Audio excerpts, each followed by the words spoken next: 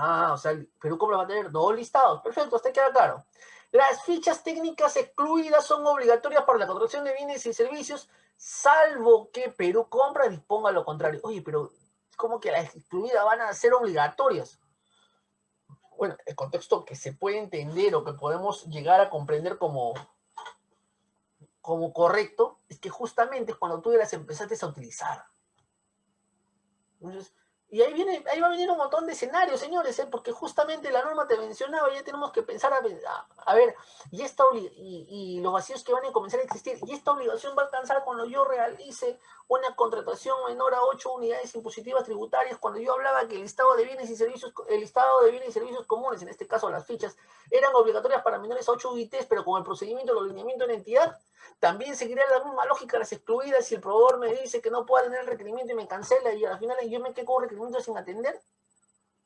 Entonces, la lógica me llevaría a entender que siendo una contratación y buscando el mismo espíritu que sí, pero entiendo que de acá a futuro van a haber pues algunos modelos, algunas opiniones del OCE que puedan dar claridad sobre ciertos alcances normativos que todavía pueden ser vacíos para estos casos. Pero la intención del OCE es que se mantengan estas fichas excluidas y que se sigan utilizando. Y la mejor conexión que podemos ver en estos casos es justamente los desiertos, o sea, los procesos derivados de un desierto. Allí podemos advertir justamente este tipo de cambios, este tipo de conexiones. Ahora, señores, perfeccionamiento de contrato, otro cambio muy interesante de la norma, que particularmente me parece interesante. ¿Qué te dice? Antes te decían que tú podías contratar. El contrato se perfecciona con la ejecución del documento que lo contiene, salvo que los contratos derivados del procedimiento de subasta inversa y de adjudicación simplificada para bienes y servicios. Vamos a marcar. Salvo subasta inversa y adjudicación simplificada, bueno, para bienes y servicios, en que el contrato se puede perfeccionar con la recepción de la orden de compra o servicio conforme lo previsto. Oye, pero antes decía 100.000. Ahora la norma me ha puesto un nuevo parámetro, 200.000. O sea, cuando no supere los 200.000, yo voy a poder perfeccionar con una orden de compra o orden de servicio. Ah, qué bacán. Entonces ya la valla ha subido para el procedimiento. Me parece excelente. Y solamente aquí tengo que recalcar un tema pero muy particular. Cuando yo digo 200.000, señores, y es la lógica, ¿no es cierto?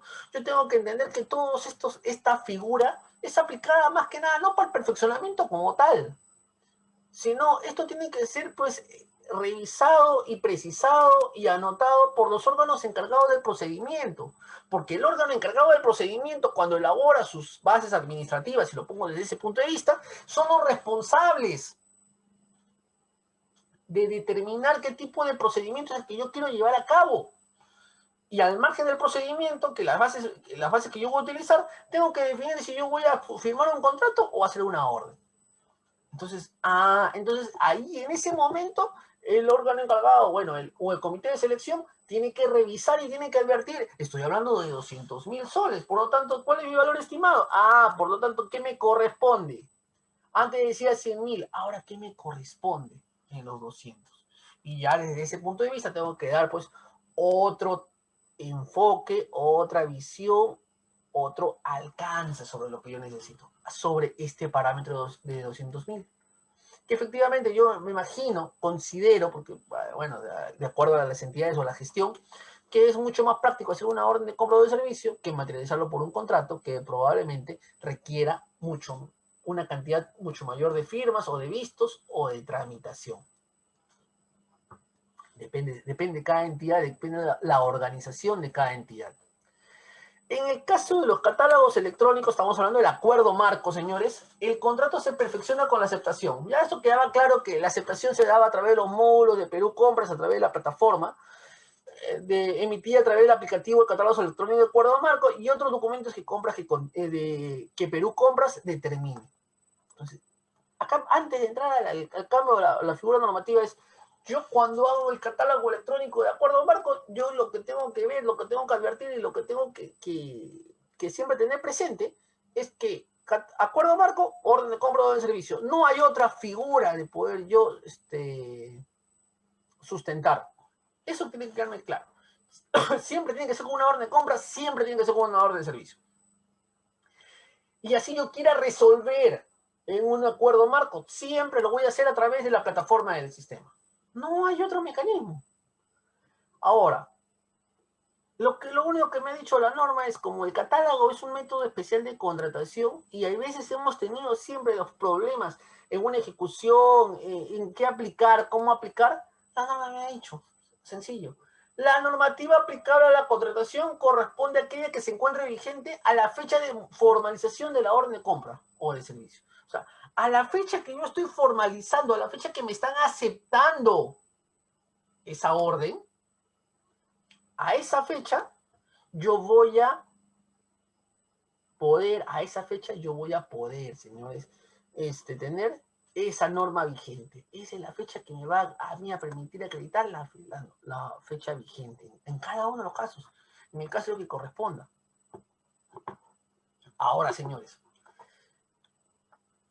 plazos para procedimientos. Este es otro tema que sí me parece que tenía que haber sido precisado y hace mucho tiempo, la verdad, y creo yo que siempre nos llevaba una lógica, ¿no es cierto?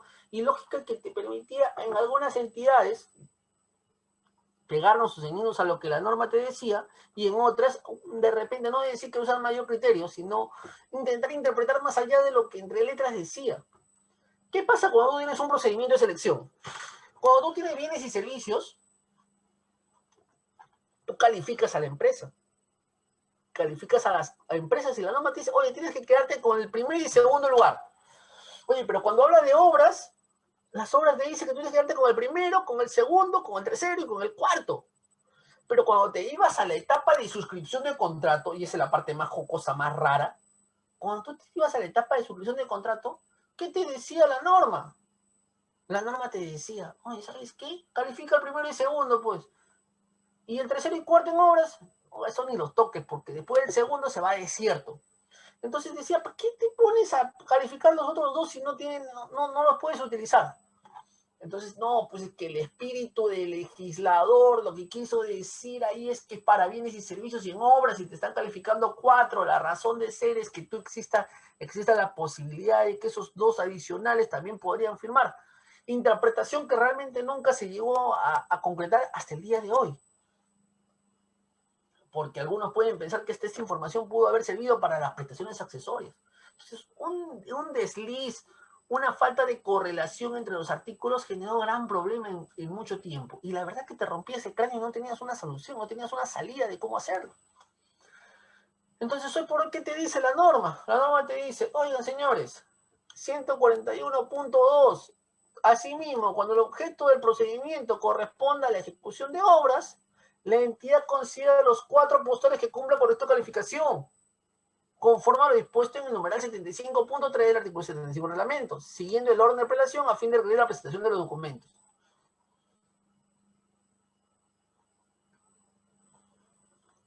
A ver, yo quiero que acá se entienda una parte adicional, ¿sí? Y que en algunas charlas siempre me ha quedado con esa gran duda y siempre me ha quedado con esa gran espina, por decirlo de alguna manera.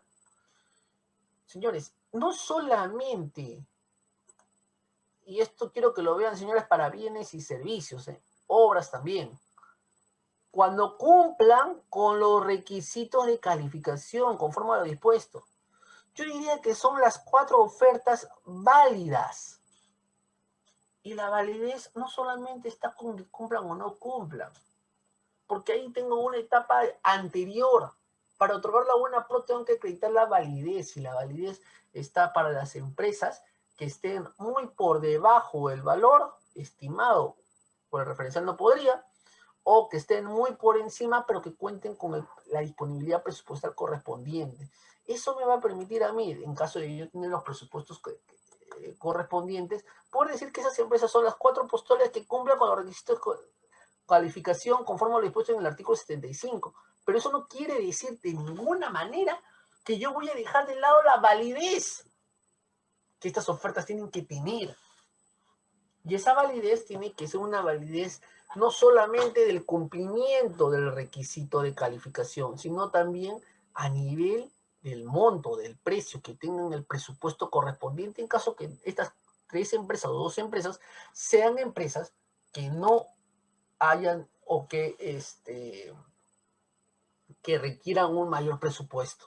Entonces, son ofertas que tienen que ser válidas, porque si no considero esa validez, estaríamos acá hablando de un contexto que no guardaría mucha relación. Así es, señores. Un cambio que no es tan trascendente, por decirlo de alguna manera, pero que sí era necesario. Señores, oye, ¿qué pasaba cuando las entidades ponían, oye, carta fianza para la firma de contrato y el proveedor bien, sin leer tus términos de referencia, agarra y te pone, no, pues yo te presento póliza de caución y recházame, dame los 4 días para que subsane. Y tú dices, oye, pero si la póliza de caución tiene el mismo valor. Sí, pero tú has pedido carta fianza, pero así que recházale, porque si no el auditor te va a observar porque no estás cumpliendo lo que dice tu término de referencia. Oye, es cierto, no es cierto, no estás cumpliendo lo que dice tus bases. Entonces hagamos un cambio, hagamos una precisión allí. Y en esa precisión, eliminemos porque los documentos de procedimiento lo van a establecer. Probablemente, y es casi seguro que las bases nuevas que van a salir, los documentos de procedimiento, sí van a mencionarlo, pero no van a ser ¿cómo se llama? Tan precisas en darles la posibilidad a los órganos encargados del procedimiento en definir qué tipo de documento. Sino, hoy por hoy, los postores podrán presentar, agrego yo, indistintamente, ya sea una carta fianza o una póliza de caución. Indistintamente. Van a poder presentar cualquiera de esos 2 documentos para que puedan presentarlo para la firma de contrato. Y los logísticos, lo que van a tener que hacer es muy probable hacer la verificación de cualquier tipo de esas 2 cartas.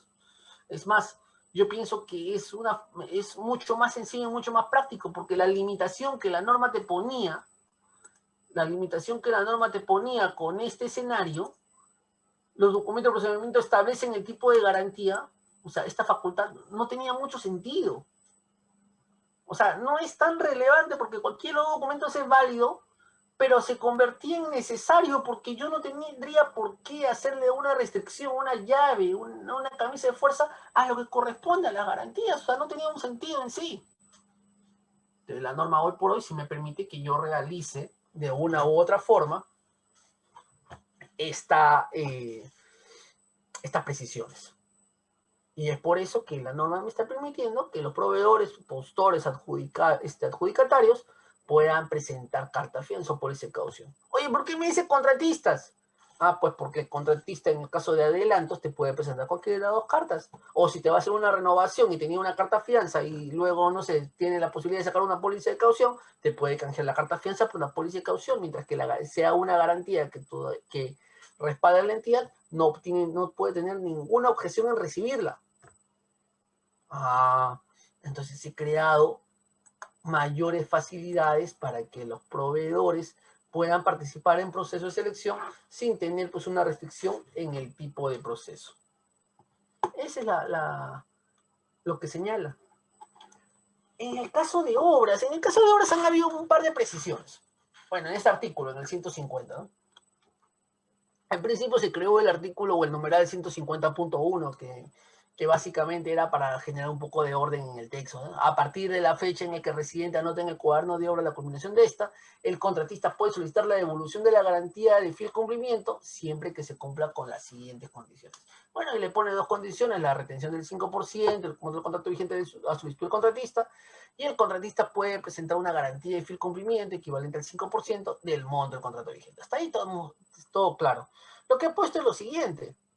En el 150.2 te dice, la sustitución de la garantía de fiel cumplimiento bajo el procedimiento previsto en el presente artículo también es aplicable no solamente a la obra, sino lo que está relacionado directamente, que es su consultoría de obra, en lo que corresponda. Oye, si yo tengo que ver una sustitución. Esta sustitución también tiene que ir de la mano justamente con la consultoría, y la consultoría siempre se quedaba de lado, pero entonces no había una sustitución por ese lado, por ese aspecto. Lo que la norma hace lo está incorporando. ¿Sabes qué? Ahora sí, pues relacionemos. No solamente lo vamos a relacionar a efectos de que tú ejecutes tu procedimiento, sino también en los demás actos administrativos que yo pueda tener. Ahí también, y en este caso particular, la sustitución de la garantía de fiel cumplimiento bajo el procedimiento previsto en este artículo, o sea, siguiendo las mismas consideraciones, es aplicable también a las consultorías de obra, en el caso que corresponde. Señores, algo que no había hecho la norma, y esto es algo que sí, en particular era necesario que se hagan unas cuantas precisiones, porque las garantías de prestaciones accesorias generaban o generan a la fecha todavía una cierta incertidumbre para su manejo. Oye, estoy haciendo 2 contratos, estoy haciendo un contrato, si es un solo contrato, ¿cuál es tienen que presentar o no tienen que presentar garantía? Entonces dirígete a su directiva. Entonces, toda esa información me generaba una cierta duda. Hasta ahora tienes que estar tú armando lo que dice las bases, lo que dice el reglamento y lo que dice su directiva. ¡Wow! Y encima, ¿qué te decía la norma? Te decía, se otorga una garantía adicional por una suma equivalente al 10% del monto del contrato de prestación accesoria. La misma que renovaba periódicamente hasta el cumplimiento de todas las obligaciones. Oye, pero yo ya cumplí. Sí, pues, pero no hay conformidad. Pero, oye, pero tienes que darme conformidad para que pueda liberar, porque tiene que tener el mismo espíritu. Sí, no, pero acá dice que solamente es el cumplimiento. Yo te cumplí, ya te lo entregué, acá está la guía de remisión, ya lo utilizaste, ya te hice la prestación. Era un servicio, el servicio ya se dio. Por lo tanto, ya está corriendo el plazo de una prestación esencial, y acá no puedo considerar prestación esencial la emisión de la conformidad, sino la prestación esencial sería el pago, porque eso es lo que interpreto yo de la norma como está redactado. Ah, no, entonces la norma ha dicho, ¿sabes qué? Para evitar todo este tema, esta parte que en teoría no debería ser compleja, vamos a hacer la precisión que corresponde. Y en la precisión voy a poner hasta la conformidad de las obligaciones garantizadas. Ah, entonces acá corremos con la misma suerte de la garantía de fiel cumplimiento. Esta tiene efecto, es necesaria ¿hasta cuándo? Hasta que exista una conformidad de por medio. Entonces, según la garantía de fiel cumplimiento, de la misma manera, hasta que haya una conformidad de por medio, recién allí yo puedo hacer la devolución o no necesariamente una renovación, según sea el caso. Entonces ya estoy hablando de escenarios totalmente diferentes, o al menos de escenarios más precisos, que siempre van a llegar al mismo resultado, porque tú no ibas a pagar o no ibas a soltar una garantía si no tenías la conformidad o la satisfacción de lo que se haya realizado. Pero como la norma no estaba redactada de esa manera, lo mejor es tener toda la información 100% clara. El 151.2, señores, señala algo que ya de por sí nosotros tendría la misma lógica que la del fiel cumplimiento. ¿Qué te dice? Las micro y pequeñas empresas pueden solicitar que se les retenga el 10% de la garantía de prestación accesoria, conforme a lo establecido en el 149. Oye, ¿sabes qué? Cuando yo tengo una garantía de fiel cumplimiento para firmar el contrato, aplico el 10%. Y la accesoria no, pero ahí no dice nada la norma, así que preséntame tu garantía. Pero se supone que la norma tiene que darle las mismas prerrogativas a todos. Sí, pero así no está, pues no está redactada así. Esa excepción que la norma te señalaba, te señala para la de fiel cumplimiento, pero no la prestación accesoria. Por lo tanto, tiene la obligación de entregar hasta lo que se convoque el día 9, hasta este viernes. Pero luego, señores, en las siguientes convocatorias yo ya voy a aplicar lo que la norma dice. La norma dice que si yo soy una MIPE y mi proceso acepta la retención, yo voy a solicitar la retención en el caso del 10% también. Y la entidad me puede retener, ya sea en la prestación principal como en la prestación accesoria. Y el proveedor se va a ver beneficiado en ambos sentidos. O sea, es evidente que lo que busca es, yo creo que no es un beneficio, sino es un orden. Porque finalmente estamos hablando de dos contratos totalmente diferentes, el contrato principal y el contrato accesorio. Y la norma le está dando las mismas prerrogativas en ambos casos. En el caso de contrato de ejecución periódica de obras, lo señalado en el numeral anterior, o sea, en el nuevo numeral 151.2, solo procede cuando se cumplen las condiciones del 149, en el caso de obras. Y el 11, mediante directiva, establece las disposiciones complementarias para la aplicación de la garantía de fiel cumplimiento por prestaciones accesorias. Eso quiere decir también, señores, que no solamente se van a actualizar las directivas relacionadas 001-2020 relacionadas a las bases administrativas, sino también va a haber una actualización de directivas de prestación accesoria, donde se va a tener que ver la claridad o con claridad todos estos escenarios. donde ya se tenga pues unos lineamientos adicionales justamente para poder llevar a cabo o para poder tener estas garantías 100% cubiertas. Como se verá, señores, ya teníamos esta excepción, una excepción a los contratos, ¿no es cierto? Oye, ¿sabes qué? Cuando tu contrato tenga, no se otorgará garantía de cumplimiento ni garantía de cumplimiento por prestaciones accesorias en los siguientes casos. Y hablábamos de montos menores a 100.000. Ah, pero ahora, bajo el mismo contexto del cambio, también hablaremos de los contratos menores a 200.000. Un gran beneficio, ¿no? Entonces, seguimos esa lógica, ¿no es cierto? Hablamos de obras, servicios, no, perdón, bienes, servicios distintos a la consultoría de obra, cuyos montos sean iguales o menores a 200.000, ahí también no sería necesario entregar la garantía. Lo que antes decíamos por 100.000 soles, ahora estamos hablando por 200.000. O sea, un escenario de repente mucho más beneficioso para los proveedores y mucho más práctico para las entidades, porque su nivel de registro, su nivel de control va a ser mucho menor. Entonces ya te estás evitando menos papeleos porque el OCE o el legislador en este caso ha considerado que el monto de 200.000 sigue siendo un monto que no debe significar una mayor dilación o un mayor control en la gestión. Y es por eso que tenemos esos montos, señores. A ver, el adicional o la reducción. ¿Qué es lo que nosotros debemos pensar acá cuando hablamos de un adicional o reducción? Nosotros aquí claramente tenemos que pensar en que un adicional o reducción son las obligaciones que tienen que cumplir los obligadores a solicitud de la entidad y estos no pueden ser rechazados. Entonces la norma ya de por sí ha dado ciertas prerrogativas en las que estamos hablando que existe un 25% de adicional, o sea, que supere al contrato, o un 25% que se reduzca en el contrato. Y esta información como tal me va a permitir a mí cumplir la finalidad del mismo. ¿Sí?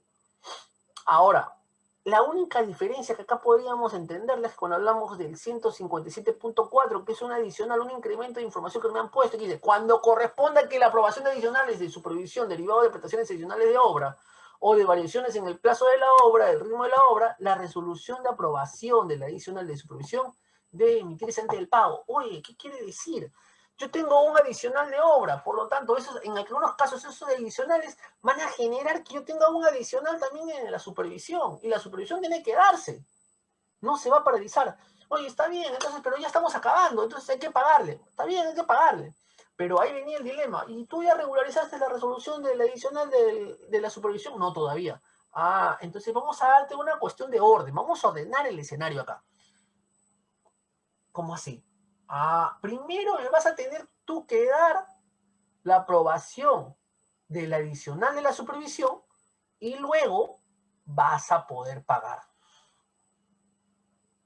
Entonces, esa es la condición, es la regla. O sea, vas a ejecutar tu adicional de obra, tu supervisión en forma conexa también se va a ampliar, hay que ejecutarla, pero eso sí, esa supervisión de obra no vas a poder cobrarla si previamente no ha salido el adicional. Entonces va a haber una preocupación por ambas partes, ¿no? La entidad por cerrar correctamente, ¿ya?, su expediente, y el proveedor para hacer un seguimiento de esa resolución. Y yo digo que el proveedor, porque el proveedor finalmente es el principal interesado en que le pague, ¿no? El principal interesado en que todo esto salga de la manera más correcta, de la manera más rápida. Ahora, señores, modificaciones al contrato. Acá, francamente, ha habido un cambio, pero minúsculo, ¿no es cierto? La norma antes te decía que tiene que haber un informe técnico legal en el 34.10. Bueno, a ver, vamos a poner un poquito el contexto. Cuando hablábamos de modificaciones convencionales, estas modificaciones convencionales al contrato que nosotros señalábamos estaban relacionadas directamente a alguna variación que puede venir desde la oferta. Después de presentar tus ofertas, cualquier variación que pueda ser trascendente. Entonces tú decías, tienes que cumplir, tiene que haber una finalidad, y esa finalidad tiene que cumplirse. Oye, la norma te ha puesto una precisión que es la finalidad pública, ¿no es cierto?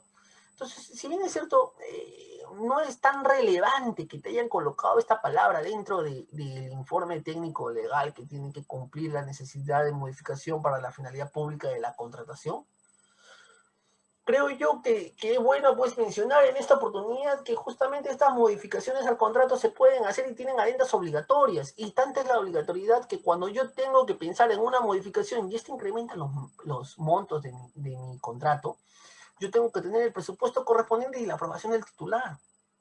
Entonces, esta información, este sentir, esta finalidad pública que te está haciendo, que está resaltando la norma, te lleva no solamente a pensar que justamente es un cambio cualquiera o es un cambio, no, pues sí, ya estaba, sino es que este sentir es con miras a que tienes que ver pues a tu público objetivo, tienes que ver la ciudadanía, tienes que pensar en el resto.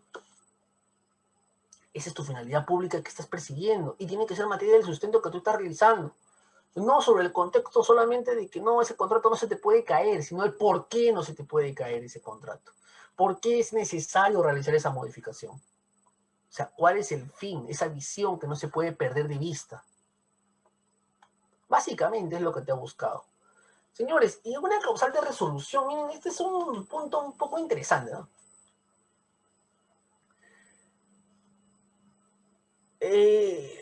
La resolución de contrato siempre tenemos que ver que existen diferentes causas. Incumple injustificadamente con las obligaciones contractuales, hayan llegado a acumular el monto máximo de penalidad y paralice o reduzca injustificadamente la contratación. Y el contratista puede solicitar la resolución en el caso de la entidad incumple injustificadamente el pago de otras obligaciones esenciales, pese a haber sido requerida, y la 164.3, la que te dice por causa fortuita, fuerza mayor o cualquier hecho sobreviniente, o sea, cuando no es ni tu culpa ni mi culpa, pero tengo que resolver el contrato porque yo no puedo continuar con una relación contigo, no voy ni para adelante ni para atrás. Bueno, eso es lo que la norma por el momento te está diciendo. Entonces, ¿qué te dice? Te ha incorporado un nuevo numeral. Y te dice, en los contratos de supervisión de obra, cuando se haya previsto que las actividades del supervisor comprenden la liquidación del contrato de obra, el supervisor puede resolver el contrato en los casos que existe una controversia que se derive de la liquidación de la obra. Oye, ya está en controversia la liquidación y yo no puedo culminar mi contrato, pero yo soy el supervisor y estoy en el medio de todo este problema. Ah, bueno, pues si tú lo decides y esa controversia a ti no te suma, no te resta y te está perjudicando más allá, entonces resolvamos. Entonces puedes iniciar el procedimiento de resolución. Lo que está haciendo la norma es ya está relacionando más lo que es la obra con su consultor de obra, al menos en ciertos aspectos donde no lo tenía muy claro.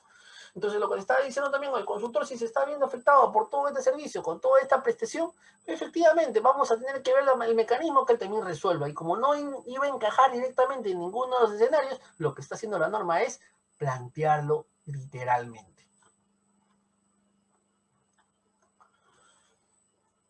Ahora, señores, habíamos hablado del 164 punto, permítanme, por favor. 164.3 que se transforma en el 164.4 con la modificación. Y dice, cualquiera de las partes puede resolver, eso lo repito, puede resolver el contrato por caso fortuito, fuerza mayor o cualquier hecho sobreviniente al perfeccionamiento, que sea imputable a las partes y que imposibilite de manera definitiva la continuación de la ejecución del contrato. Me parece perfecto. ¿Y cómo lo resuelves, Cualquiera de las partes puede resolver el contrato. Excelente. Pero ¿cuál es el mecanismo para esta resolución? Entonces, ahí creo que la norma ha pensado, dicho, oye, está bacán lo que estamos redactando, ¿no? Pero todavía no queda claro cuál es este mecanismo para resolver, porque la resolución ya estaba determinada, ya estaba considerada cuando estábamos hablando de una notificación, cuando estábamos hablando de una carta notarial. La carta notarial, pues teníamos un apercibimiento, el apercibimiento me permitirá 5 días y en determinados casos con una sola cuarta bastaba. Pero cuando hablamos de un caso fortuito, ni tu culpa ni mi culpa, ¿qué cosa es lo que podemos hacer allí? Un acta de acuerdo y con un acta resolvíamos, y si no llegábamos a ese acta por A o B motivo, ¿qué hacíamos para poder resolver? Eso es lo que quedaba pues en un limbo. Porque siempre pensamos, ¿y cómo resuelves por caso de fortuita o fuerza mayor? Porque finalmente eso es un acuerdo. Llegas a traducir, en muchos casos lo has traducido como un acuerdo, porque como no hay una voluntad expresa o no se puede saber de otra forma cómo acreditarlo, entonces ahora la norma te ha dicho, en el 165.5, nuevo numeral, te dice, cuando la resolución se sustenta en alguno de los supuestos establecidos en el 164, o sea, un hecho sobreviniente, algo que no sea imputable a ninguna de las dos partes, te dice, la parte que resuelve debe comunicar su decisión mediante carta notarial. O sea, no hay acuerdo, no hay ningún mutuo disenso entre las partes, no. Sino una de las partes tiene que acreditar y justificar esa resolución, invocando justamente pues, a la fuerza mayor, caso fortuito. Y el procedimiento va a ser con una carta notarial. Entonces ya la norma ya te dijo el cómo. Ya te digo el porqué de cómo poder realizar esta situación, cómo poder realizar esta solución de controversia. Y finalmente, señores, la resolución parcial solo involucra aquella parte del contrato que se vio afectada por el incumplimiento. Eso es lo que ya siempre ha quedado claro, pero la norma quería hacer una precisión. Y siempre que dicha parte sea separable, independiente del resto de las obligaciones contractuales. Pero ¿qué pasa? Siempre que la resolución total del contrato pudiera afectar el interés de la entidad. En tal sentido, el requerimiento que se efectúe precisa con claridad que parte del contrato queda resuelta si persistiera el incumplimiento. De no hacerse tal precisión, se entiende que la resolución es total. Bueno. Entonces, ahí sí tienen que quedar 100% claro. De no hacerse tal precisión, se entiende que la resolución es total. ¿Eso qué quiere decir? Si yo no puedo hacer divisible esa resolución parcial, solo involucra, vamos a leer nuevamente, la resolución parcial solo involucra aquella parte del contrato afectada por el incumplimiento y siempre que dicha parte sea separable e independiente. Señores, aquí hay un término que quiero que quede 100% claro. Sea separable e independiente del resto de obligaciones contractuales, siempre que la resolución total del contrato pudiera afectar los intereses de la entidad. No dice de los interesados, de la entidad. Pero que sea separable, cuantificable, independiente. Señores, yo tengo un expediente, yo tengo una resolución, esa resolución está afectando la primera y la segunda parte. O perdón, la segunda y la tercera, porque la primera la hice, ya la pagué. Entonces puedo hacer una resolución total o una resolución parcial. Entonces ahí viene tu ítem, tu proceso, cómo es su modalidad de pago, cómo lo voy a continuar, cómo lo voy a seguir. Entonces voy a tener diferentes formas de analizar justamente si mi resolución es parcial. Sí, pero yo ya hice mi primer entregable, mi segundo entregable, ya miro la conformidad y todavía no me pagan y me quieren resolver total.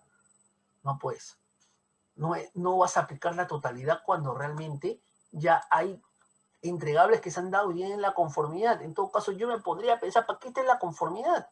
Si esa conformidad se tendría que dar cuando solamente todo esté completo.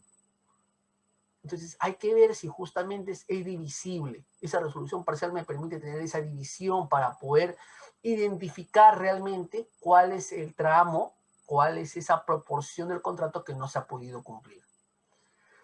Tratándose de contrataciones realizadas a través de catálogos electrónicos de acuerdo a marco, toda notificación efectuada en el marco del procedimiento de resolución de contrato regulado en el presente artículo se realiza a través del módulo catálogo electrónico. Esta también, a mi entender, es una precisión, señores, que era necesario, porque siempre venía ese tema de preguntas, ¿no es cierto? Oye, todo se hace por carta notarial. ¿Y él se hace? Sí, pues. El acuerdo marco, bueno, acuerdo marco ya tenía su lineamiento. Si no, el lineamiento de acuerdo marco te dicen que es a través de la plataforma, pero tenía que estar buscando el lineamiento. Cuando la norma te lo ha especificado. Cuando es acuerdo marco, todo se hace a través de el módulo del catálogo de acuerdo marco. Ya no, a veces le dicen plataforma, a veces le dicen módulo. Pues el módulo del catálogo. El módulo del catálogo yo voy a hacer. Ya no existe la decisión de hacerlo en forma notarial y no ha existido, señores. En el catálogo de acuerdo marco no existe esa notificación notarial. ¿Se imaginan si el catálogo electrónico es descentralizado? No guarda una relevancia por cada uno de los destinos. Yo puedo estar en Lima y de repente el otro proveedor está en Piura, en Puno, y querías resolver un contrato y no podías. Lo que falta un poco más es la forma de notificación, señores, porque hay casos en que tú quieres notificar una penalidad. Acá todo eso se hace a través de la plataforma también, no lo niego. Toda la información es a través de la plataforma y eso ha mejorado en el catálogo. Culminación de la ejecución contractual. Acá había un vacío, básicamente. ¿Qué pasaba? Yo tenía un plazo de ejecución, ¿sí? Yo tengo un plazo de probarme entrega de los productos. A la entrega de los productos, señores, yo encuentro información que tiene que ser materia de observación.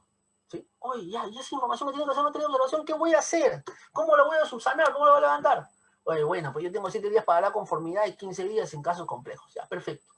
Entonces vamos a darle al proveedor, pues ya transcurrieron 7, 15 días y le voy a comunicar al contratista. Y el contratista tiene la obligación de levantar esas observaciones. Ya levantó las observaciones, pero ya no estamos en el primer escenario, sino estamos en un segundo escenario donde la norma no ha contemplado plazo. Entonces algunas entidades se lanzaban y daban el plazo del mundo. porque ya no estábamos hablando de los 7 días o de los 10 días que manejábamos antes del 168, sino le daban el plazo, pues se demoraban y se demoraban y se demoraban. Entonces, ¿qué cosa es lo que la norma te dice? El mismo plazo le resulta aplicable para que la entidad se pronuncie sobre el levantamiento de las observaciones. O sea, ya te dice las observaciones, ya el proveedor remitió nuevamente su producto, debidamente, entre comillas, debidamente subsanado. Bueno, vuelves a contar con tu plazo de 7 y 15. Ahora la norma te lo ha expresado con claridad, que tienes ese plazo para continuar. Eso es lo que la norma te está diciendo. Y cuando la entidad exceda el plazo previsto para emitir la conformidad pronunciada sobre el levantamiento de observaciones, los días de retraso no pueden ser imputados al contratista efecto de aplicación de penalidades. Es evidente, o sea, si yo me demoro, lo que la norma te está haciendo hoy en día es que está cuadrando los plazos. ¿Sabes qué? Tú tienes un plazo de conformidad, luego tienes un plazo para subsanar, luego tienes otro plazo para que no se vuelvan eternos. Y si te demoras, sí es cierto, no tengo yo la necesidad, no tengo la obligación de seguir esperando eternamente. No pueden poner una penalidad.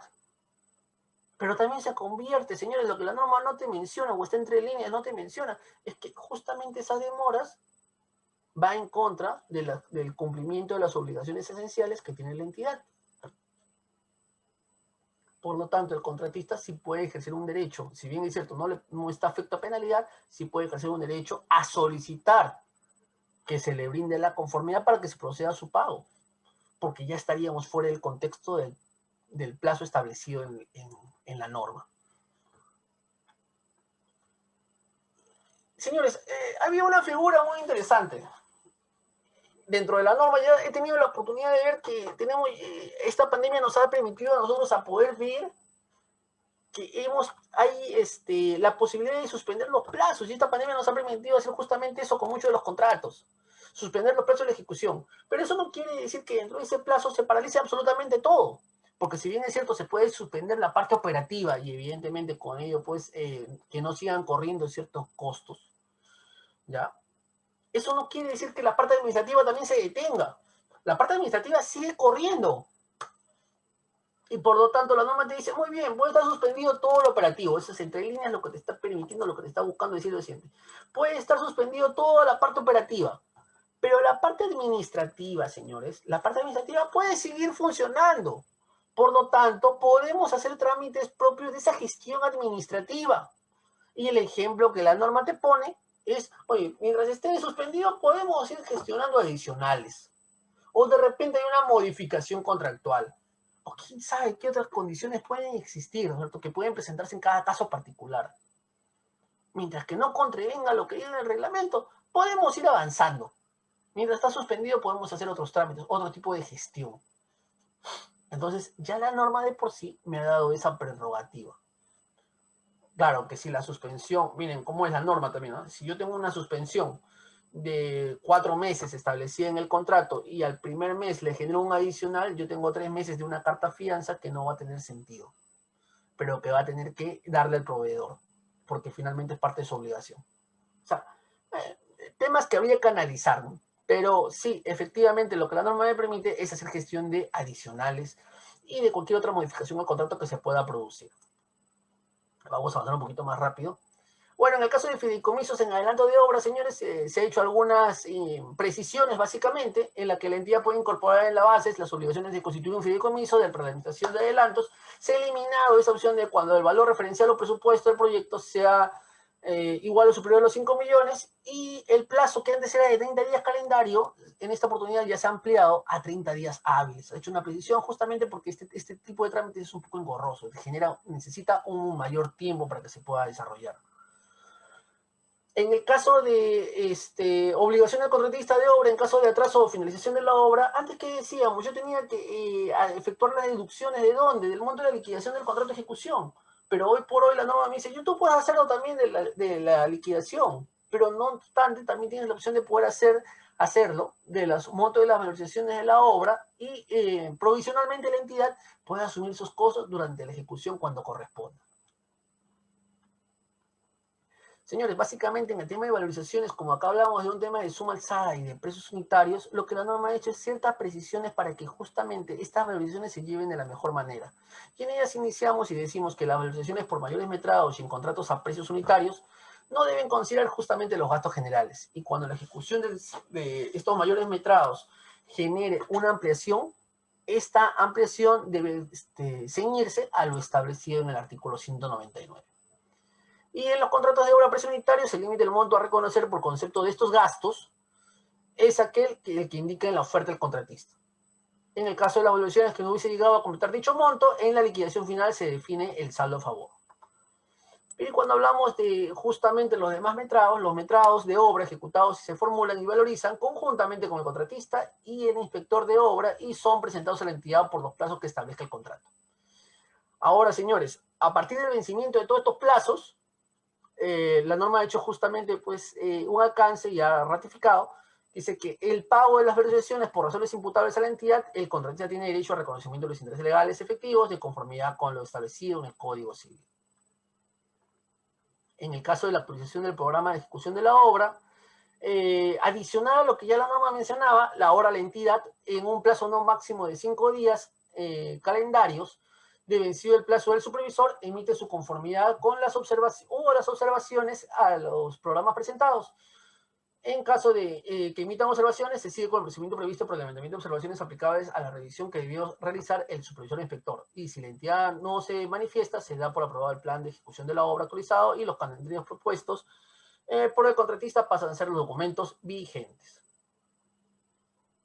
En los adicionales, señores, ya se eliminó esto del 15% que la norma te mencionaba. Bueno, el artículo me entiendo que va a cambiar también un poco en su título, si no te menciona lo que va al 206.7, el artículo 106, donde habla de que el límite, que la totalidad no puede exceder el 50%. Esa es la modificación que se ha hecho en este artículo. Las prestaciones adicionales de obras menores audales al 15%, habla sobre un límite máximo que está orientado a la numeral 206 o al artículo 206, en donde hablamos del 50% del caso de obras.